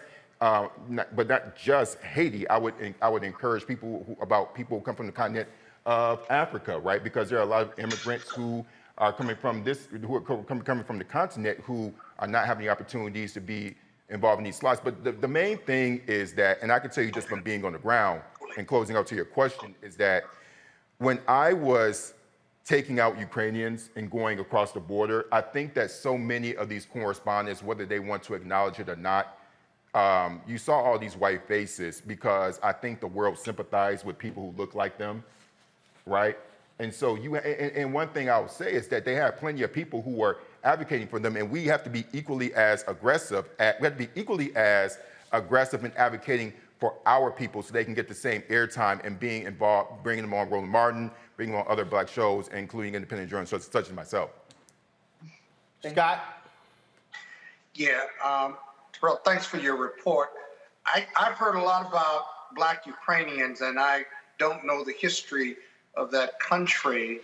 But could you share a little bit about how the immigration of Black folks to Ukraine, or give us some sense of how many Black Ukrainians there are? And then secondly, if I may, how do you think this war is going to end? Thank you very much for that question. In regards to immigration to, it's not just Ukraine, but it also includes other parts of the Russian Empire. So, and I'll give you an abridged version of this, so I don't want to bore people, but in simplest terms, we can document Black people going to the Russian Empire dating back to Catherine the Great. They came through the Ottoman Empire and made their way and made it, basically it's now Turkey, okay? And so, and they made their way into Russia. And then from Russia, they were sent to, you know, they immigrated to places like what's now modern Ukraine, Belarus, etc. We saw the largest number of Black people, namely from the continent, going to the Soviet Union during the decolonization of Africa during the late 1950s, going into the early 1960s. As far as numbers, we don't exactly know because Russia did not keep a lot of data on that, still doesn't. It's same thing for Ukraine. And so they started off in Russia, went down to Ukraine. There are large populations of Black Ukrainian people, so many of them are my friends. Do I have the census data? They don't keep that data, so we don't really know. How is this war going to end? It's going to be long, because the bottom line is that Putin does not have to answer or respond to public criticism, because if they do criticize him, they end up in jail, or if you're a diligent journalist, you end up being killed, falling off of a cliff, falling off of a 7-story floor, for example. And so, because of that, they have more Russian troops to send. And here's another irony of this: many of the people who are being killed are ethnic minorities that come from the southern regions of Russia. And so if you look at their names, and many of them have these kind of these Asiatic features that look like they're actually from Asia, they're actually indigenous Russians. And so Russia has a history of genocide that's very similar to that of the United States. And many of these people come from southern regions, including Siberia. Siberia, by the way, is not indigenous Russian land. And if Russia was truly indigenous to its original geography, Siberia would not be a part of that. And so you're sending all these young, 20-somethings, 18-year-old Russians from the southern region who are ethnic minorities to be killed. And the whole thing is why we don't care about them. And Putin is a racist anyway. I mean, he literally talks about Ukrainians like white trash. So we send our trash over to kill their trash. That's generally the way that you break it down. That's the simplest terms for Americans here to understand. So there's a very similar history of Black people, being highly represented in our armed services as well. But this is going to be a long-term war, simply because Putin has the numbers, even though Ukrainians are very diligent. But because Putin doesn't have to answer to public criticism, he can keep this going on for as long as he wants. And so that's going to be a very long haul for us. And for people to understand, when you say long war, you think about, look, the war in Liberia lasted 15 years.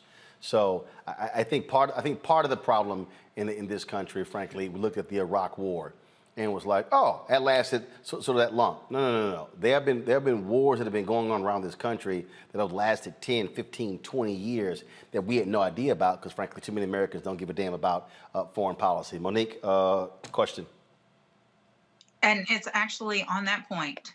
I do want to mention, though, I did love how Terrell just said that Russia has genocidal history quite similar to that of the United States. People will figure that one out later.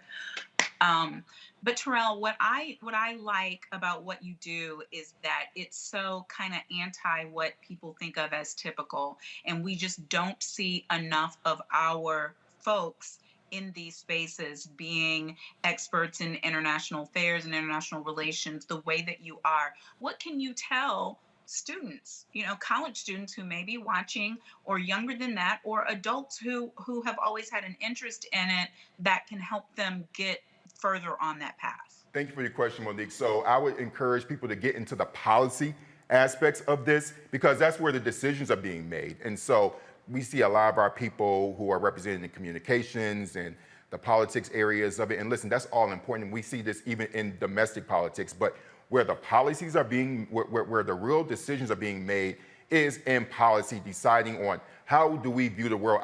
We look at, to me, to really break it down for students, international affairs is very much like urban planning. You literally are deciding how the world is going to be shaped. It's really all it is. It's not that complex. And so what we need are people who are interested in doing the nitty-gritty, learn a language. I mean, I'm taking Russian, taking Ukrainian, I'm taking advanced classes right now. I'll encourage people to do that. And ultimately, one of the main problems, which gets to the genesis of your question, Monique, is that you have too many white males who are making these decisions who don't understand oppression, who don't understand what it means to be occupied, who don't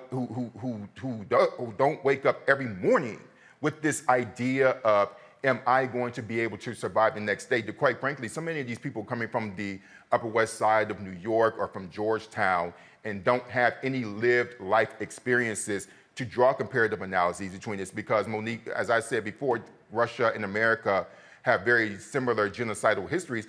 Trust me, when I say that in Washington, a lot of people don't want to hear that, but it doesn't help us to identify the problem. if we don't acknowledge our own complicity and how similar they are and how Russia throws it in our face, right? Yeah. And so in order for us to really get into those rooms, we got to get into the policy areas, and most importantly, we have to be able to lean into our experiences, because it's those experiences that are going to help us identify the problems. And I think that's what's missing in Washington international policy, which is why I have my own podcast, Black Diplomats, that deals with the policy of these issues and bringing in our people, just like Roland Martin here is doing with politics, news, et cetera, so that we could be participants in this conversation, because we have a right to plan the world, just as Roland Martin talks about every day about what it means to plan our society, our countries, our cities, and our counties, and our states. I do want to ask you about what's happened with Brittany Griner. She's still being held there. Her spouse did an interview with Angela Rye where she talked about this, and one of the things that she said is that if this was a LeBron James or a Steph Curry or a major NBA player, she said there'll be a lot more focus and attention on what has happened. I want to play some of this and then get your thoughts on, again, the situation with Brittany Griner there in Russia. Go ahead. Don't truly know. I'm in a position of complete vulnerability right now. I have to trust people that I didn't even know until February the 17th. So I'm trusting, her lawyers to, tell me when they go see her, how is she? It's the first question I ask, how is she? How does she look? How is her spirit? How is her energy? But the truth of the matter is, because I haven't heard her voice myself, I don't 100% know. But I am being told that, she's doing okay. So a week after Brittany was detained, Russia invades Ukraine. That almost killed me, actually. I was terrified what that meant. Am I ever gonna see her again? Initially, that was the first thing that probably popped in my mind when that happened. I thought that was it. I'm like, I'm really never gonna see her again. Is she being used as a political pawn? Yes, yes. If it was LeBron or KD or Steph Curry, do you think that you would be sitting here today? Respectfully, and no shade to them when I say this, but the answer to that question would be no, I don't. And I just think, it's because we do live in a world that, the bigger the platform, the bigger the urgency. And, because of the difference in that WNBA platform and that NBA platform, it's going to be a difference in urgency. The players who... So Terrell, look, they've been extending it. Do you believe that she's being used by Vladimir Putin as a pawn in this, and that we may see this go through the summer to the fall, where she's still being detained in Russia? Well, very much so. The answer to your question emphatically is yes. By the way, I have a colleague of mine, Kimberly St. Julian Barnon, who is a part of a group of people who are actually helping to get her release and magnify what's going on here, and I'm pretty sure you know her. But the answer to your question is yes. And when I first heard about this, my fundamental question is, what is anyone affiliated with the NBA doing and playing in Russia? In my view, it's a national security threat. I myself. But what can be done? Because what she's saying, hey, we want to see Biden do more, but obviously it's not a lot that they can do, because it would be one thing if we're in a country that respected American diplomacy to some extent. Russia don't give a damn. That's the problem. Right. And so I understand why people want to rah, and this, that, and the third. You have to tread lightly in that regard. And it's a slippery slope, in ways. And again, I do respect the fact that she's saying, well, yes, if this was LeBron James or anyone else, she has every right to feel that way. Right. And she's right about that in the sense that because of their names. Yeah, Brittany Griner, keep in mind, she's also popular in Russia. Right. And a lot of people respect her there. And so she went primarily because she got a significantly larger salary than she would get in the NBA. But again, what I'm saying to you, Roland, is that from a national security standpoint, by any authority in the NBA, no player would play in Russia precisely because of what's happening now. I don't know if I'm thinking about this. Well, it goes back to more of us making these decisions and being in foreign policy. There would be no way in hell, if I was the commissioner, that any player would be in Russia. Listen, Roland, I am not a or even before they even invaded. Even before they invaded. I mean, you would have been anticipating, hey, warning folks in advance. Somebody, listen, and I would I just feel like in my gut, someone dropped the ball. But you got to understand, there are a significant number of female professional basketball players who play all across the world because they actually make far more money playing overseas than they do here in the United States. Russia is a different story. So, yes, absolutely. So whether we're talking about Russia, whether we're talking about Poland, I mean, there are multiple countries, and so these are independent contractors. These are people who are traveling and again incentivized. And some are being literally paid. I'm talking about $200,000, $300,000, $400,000. Their international salaries dwarf what they're making here. Okay, so the bottom line, again, if I were a policymaker in the NBA, if I'm thinking about a decision, would it have been better for us to pay these people more money than to deal with this problem? Well, first of all, of course. That's what I'm saying. But what you also then go back to is television ratings, who watches, who funds the league, all of that. The issue, but the thing still here is there anything that the United States? I mean, yes, the United States State Department is involved, but the fact of the matter is, ain't like, as you said, ain't like Putin trying to have a conversation with the United States. It's not. So the reality is that no, there's not. No. So could there be? And this is an example where, and I've said this for years, and I really hope black people understand what I'm about to say. I hope black people really understand this. If you want to understand the value of a Reverend Jesse Jackson Sr., it's in this situation right here. There's no doubt in my mind that a Reverend Jesse Jackson Sr. of 20 years ago would have already been on a plane to Russia to try to get Brittany Griner out.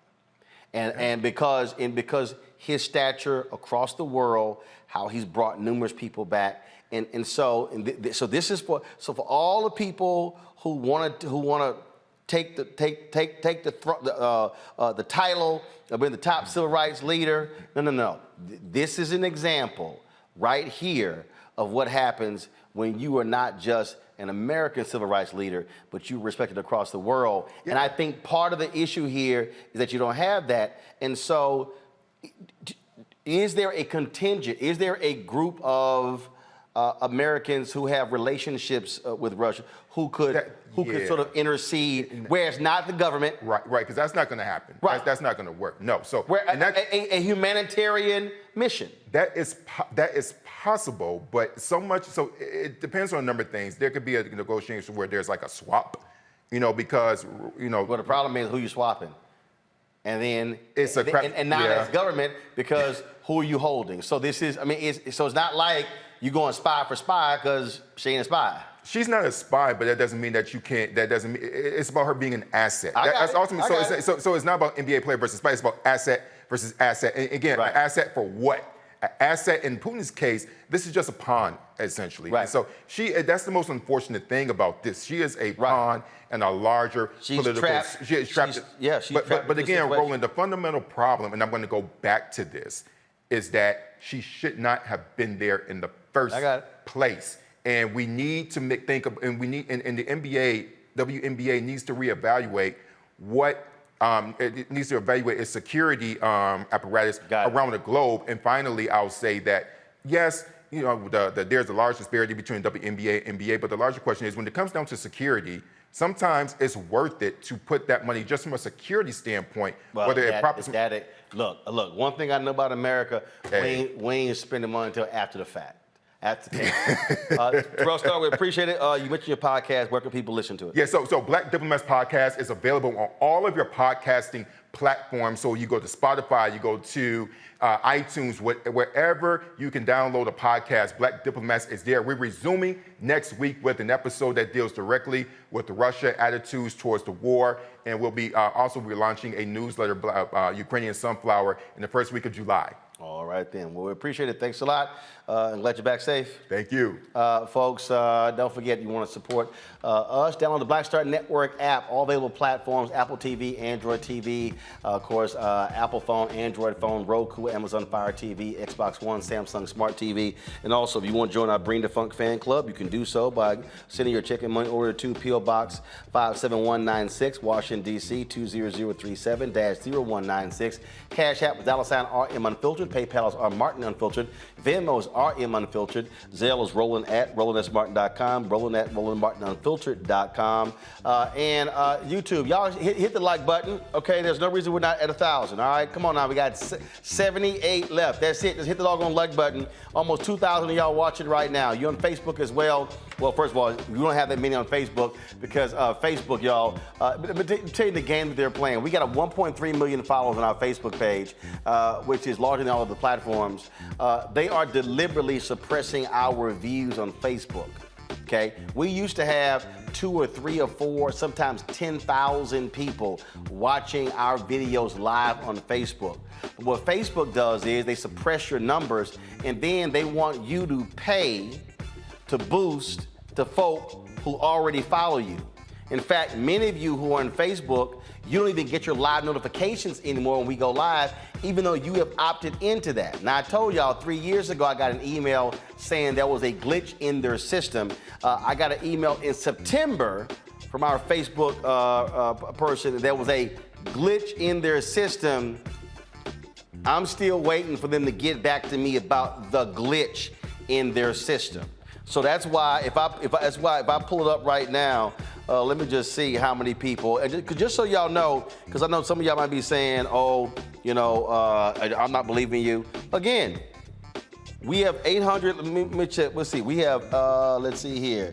Last check, 859,443 subscribers on our YouTube channel. We have 1.3 million people who follow us on my Facebook channel, and what you're seeing here right now. Let me just see here, just so y'all know. You know, Sheryl Sandberg, of course, announced today she's stepping down as the COO.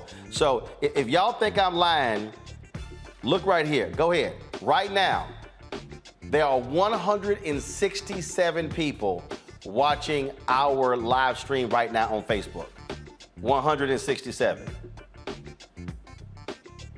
167. Y'all, think about that. 1.3 million, 167.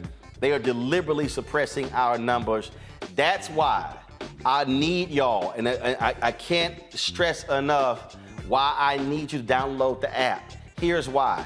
If we have, and listen to me clearly, if we have 1.3 million people who have downloaded our app, we don't have to be on Facebook. We don't have to be on these platforms. So creating our own app is creating our own app for our OTT network allows us, we don't have to stream on YouTube or Facebook or Instagram or Twitch or any of these platforms. We can actually stream to our followers. We have the data, and then we can sell the advertising ourselves, and we're not having to deal with their rules of what we can say or do. So that's why it's important. Last check, I think, but man, Keenan hit me that we're around 40,000 downloads. We want to hit 100,000 downloads of the Black Star Network app by the end of this year. We should be even at 200,000, 300,000. But if y'all need to understand how we are so good at building other people's platforms, but then we're not the same when it comes to our own. This is a perfect example. And so, yeah, the folks at Facebook, no doubt, are suppressing our numbers. There's no way in the world you can tell me 1.3 million people follow us and 167 are watching our live stream right now. Sorry, y'all, the numbers just don't add up. I'll be right back with our Tech Talk segment. You know, he brought his own sound. So when you have an artist that creates his own sound, like Earth, Wind & Fire, Stevie, you know, they come in, the Beatles, they create their own sound. He kept reinventing himself. He wasn't afraid to change instrumentations or not use drums or not use bass or use the Lynn machine or use real drums or use, you know, pots and pans. It didn't matter. It's just like he wasn't afraid to, the sound was different every time he did an album, completely different, you know? And the things that he wrote about, it was things that he felt he needed to speak about. So a lot of honesty, you know, whether he would admit to it or not, there was a lot of honesty and a lot of things that were real to him. When he gave, you know. I think for me, he is my favorite, my #1 favorite guitar player in the world. He was. He played with, I mean, and especially I loved times me playing drums with him, he and I playing together. When I played drums, it was a whole nother thing.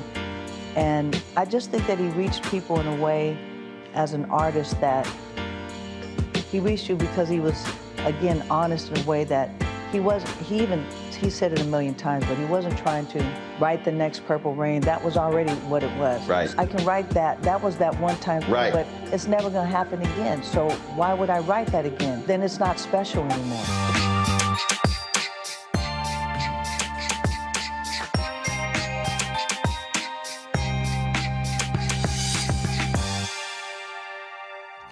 Next on A Balanced Life, we're talking everything from prayer to exercise to positive affirmations and everything that's needed to keep you strong and along your way. That's on a next A Balanced Life with me, Dr. Jackie, on Black Star Network. I'm Dr. Greg Carr, and coming up on the next Black Table, thinking about the Black freedom movement in a global way. Dr. John Monroe joins us to discuss his book, The Anti-Colonial Front, which maps the social justice movement in the United States and its impact internationally, from Asia to Africa, and how movements like anti-communism were used to slow down racial equality, like critical race theory today. Critical race theory today, communism back then, that's essentially mobilized to shut down any challenges to a given system of power. Connecting the civil rights movement to colonialism on the next Black Table, exclusively here on the Black Star Network. I'm Deborah Owens, America's Wealth Coach and host of Get Wealthy. On the next Get Wealthy, here's the good news. Black women are the fastest growing segment of business owners. The not so good news, the average business by Black women is only earning revenues of $45,000 or less. On the next Get Wealthy, you're gonna hear from a woman who went from her kitchen table to cap tables, growing her business to over $1 million. You should start a business because your product is needed in the world, not because you hate the person that you work with. If you hate your job and you hate your manager, go find a new job, a place that makes you feel comfortable. And I say that because starting a business is truly a labor of love and service. If you want to learn how to do it, right here on the next Get Wealthy, only on Black Star Network. Hey everybody, it's your girl Lunel. So what's up? This is your boy Earthquake. Hi, I'm Chaley Rose, and you're watching Roland Martin Unfiltered.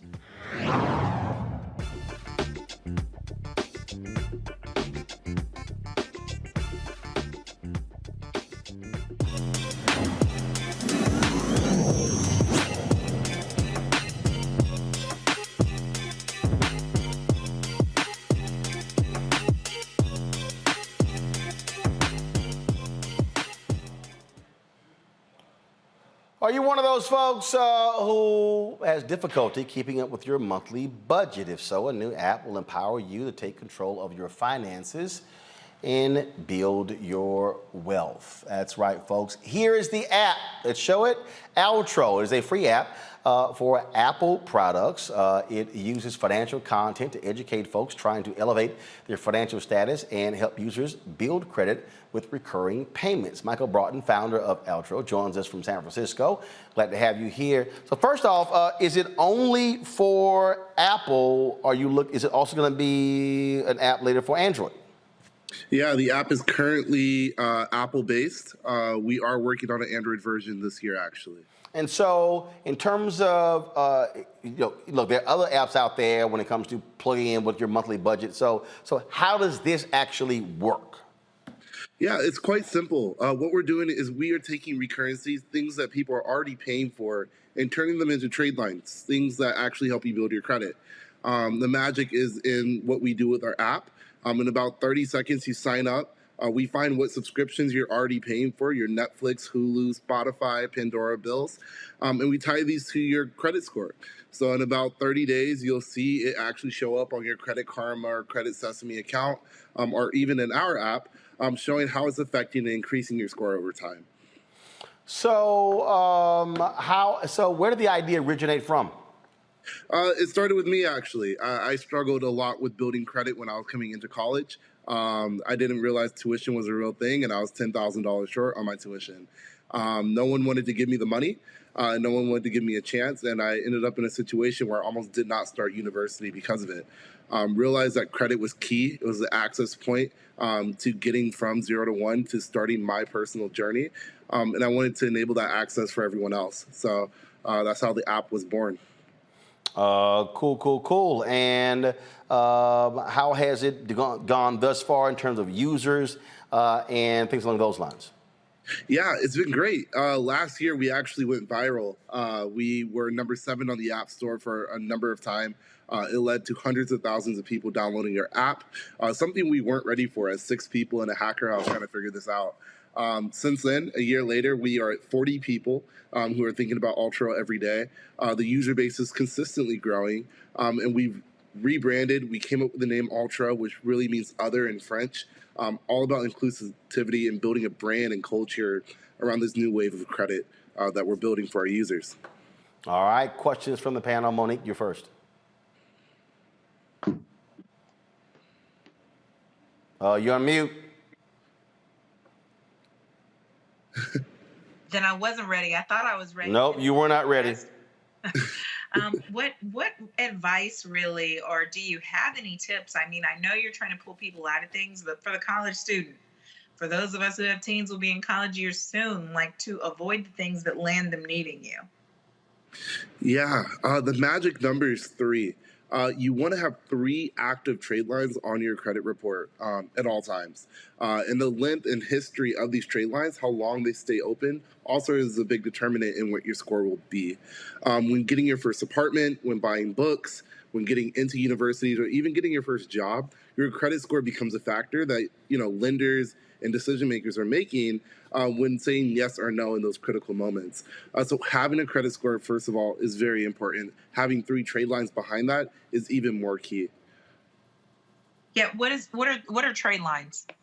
Yes, trade lines are active data that is sitting on your credit report. This can be an auto loan, a home loan. We take subscription data and turn that into a trade line. It can be your first credit card, a secure card. Anything that impacts your credit data and thickens your file is considered a trade line. Okay, thank you. Nyambi? Yeah, so how do you get people to buy into the idea that credit isn't scary? I think so many of us have been traumatized from our own lack of credit worthiness, or just coming from families who either had no credit or poor credit, that we view credit as evil and scary. How do you make, or at least make people feel like credit can be something that they can approach and something they can manage and handle? That's a great question. And credit is supposed to be empowering, right? And especially our people, we've seen it as something that is evil, something that does pull you back. Credit debt, credit fraud, a lot of that is real things that can destroy someone's life just as much as it can help someone's life, which has made credit scary. I think that education is the biggest piece of it, though. Going into something with the understanding of how it works makes life so much easier and makes credit empowering for individuals. We actually focus on this. We built 400 1-minute-long audio clips that talk about anything from credit to 401ks to option trading, calls and spreads, cover calls, cover puts, everything you can imagine in our app for free. And we believe that accessibility to education is accessibility to better scores, which is accessibility to new financial products and opportunity. Literally increasing the GDP and net worth of our individuals by empowering them with education on the forefront. Well, thank you. All right, then. Well, next thing is how you're looking to grow or build the app. Yeah, we just announced that we raised $18 million to actually help more people build credit, which was not only exciting news, but allows us to expand our team, our mission, our journey, and help millions of Americans build their credit score. Our app is completely free as well. So anyone with an iPhone and soon to be an Android device too can download our app and start building credit with their Netflix, Hulu, Spotify, whatever bills that they already have. So is Jay-Z one of the folks who is supporting you? Yes. So Jay-Z with Jay Brown and Larry Marcus, they're the founders of Marcy Venture Partners. We're our first investors actually in the company. So they found us, gave us our first check, and it grew from there. We were known as like the Marcy Venture Jay-Z company, and brought on many more, talent, celebrities, and great funds and investors like Sean Mendy from Concrete Rose and Y Combinator, who have all came in as investors to help us out. All right, then. Well, look, we certainly are glad to see it. That's one of the reasons why we created this segment, to give people an understanding of Black people who are in the technology space and what they're doing. And so congratulations with that. Keep growing. No, thank you. Thank you. You can find us at ultra.io. Find us in the App Store. And if you need to reach out to me, Michael at getperch.app is our old name. I'm happy to talk and answer any questions. All right, Michael, we appreciate it. Thanks a lot. All right, folks, just a couple of more stories for us to do before we go. The city of New York, they have decided to pay a man $7 million, $7 million, who spent 23 years, listen to me again, 23 years in jail for a crime that he did not commit. Grant Williams was wrongfully convicted for a 1996 murder. Several witnesses said he was not the gunman, and there was no forensic evidence at the scene connected to Williams. He was exonerated in July. His lawyer said Williams plans to help others who were wrongfully convicted. In Kentucky, 3 federal correctional officers have been indicted for assaulting an inmate and covering it up. On Friday, the Department of Justice announced that Big Sandy officers Samuel Patrick and Clinton Pauley have been charged with assault, and Lieutenant Kevin Pierce is charged with helping them cover it up. If convicted, the officers could face up to 20 years in prison. Also, a Black militia leader has been found guilty as well. A jury found John F. Johnson, who also known as Grandmaster Jay, we had him on Roland Martin Unfiltered before, guilty of charges of assaulting, resisting, or impeding law enforcement and brandishing a firearm during racial justice protests a couple of years ago. Johnson is a leader of the NFAC, or Not Effing Around Coalition. Officials say Grandmaster Jay pointed an AR-15 platform rifle and tactical flashlight at 2 federally deputized officers on a roof in downtown Louisville. Johnson's sentence is set for August 22nd. He faces a penalty of not less than 7 years in prison without the possibility of parole. So, man, that is a story that we are following as well. And real quick here, folks, speaking of Louisville, let me go ahead and read this real quick. A former Louisville, Kentucky Department of Corrections officer has been charged by the Department of Justice with excessive force. Darrell Taylor, 32 years ago, was indicted today by a grand jury in Louisville for using unlawful force against a pretrial detainee while Taylor worked for the Louisville Metro Department of Corrections. That announcement was made by Assistant Attorney General Christian Clark of the Justice Department's Civil Rights Division. He was charged with 1 count of deprivation of rights under the color of law if the charges carry a maximum penalty of 10 years in prison. All right, folks. And again, I keep telling y'all, DOJ Civil Rights Division doing some great work. I don't know why in the hell the Biden White House is not talking about that a hell of a lot more. It's confusing to me. Don't understand it. All right, Niambi, certainly appreciate it. Thanks a lot for joining us. Monique, thanks for joining us as well. Scott had to leave a little bit early, and so we thank all 3 of you for being with us on today's show. Folks, again, please do us a favor, download the Black Star Network app. I can't explain to you any better than I did a little bit earlier what happens when we are dependent upon other platforms to promote us. Isaac Hayes III talks about this all the time. where you might think that you have 1 million followers on Instagram. They're not letting you communicate with all of your followers because they actually want to make all the money. And so you're only reaching 3 or 4% of your followers. That's actually how that works. And so, folks, that's what these platforms do. But when we have the ability to control our own destiny, then we can do so. And so please, we want all of you, whether you have your phone, your pads, whether you have Apple TV or Roku device, whatever, download the app. The Black Star Network app, curated by yours truly, Roland S. Martin. The Apple phone, Android phone, Apple TV, Android TV, Roku, Amazon Fire TV, the Xbox One, Samsung Smart TV. And please support us in what we do. Coming up, of course, we've got the Poor People's Campaign. It's going to be on June 18th. We're going to be broadcasting from there. And so we are looking forward to that. So we want you, please, to assist us all you can. And so you can join our Bring the Funk fan club our goal is to get 20,000 of our fans to contribute at least $50 each. That's $4.19 a month, 13 cents a day. And so please, you can do so by sending your check out money order to P.O. Box 57196, Washington, D.C. 20037-0196. Cash App is $RM Unfiltered. PayPal is R Martin Unfiltered. Venmo is RM Unfiltered. Zelle is Roland at RolandSMartin.com. Roland at RolandMartinUnfiltered.com. Shout out to Ebony Long, to Dwayne Jones, to Alexander Fullmore, to, let's see here, Gregory Brewster, for all, Deborah Joshua, Kenneth, let's see here, Casey Robinson, Monique Pierre, Rorna Williams, J.B. Bond, all of them contributed during today's show.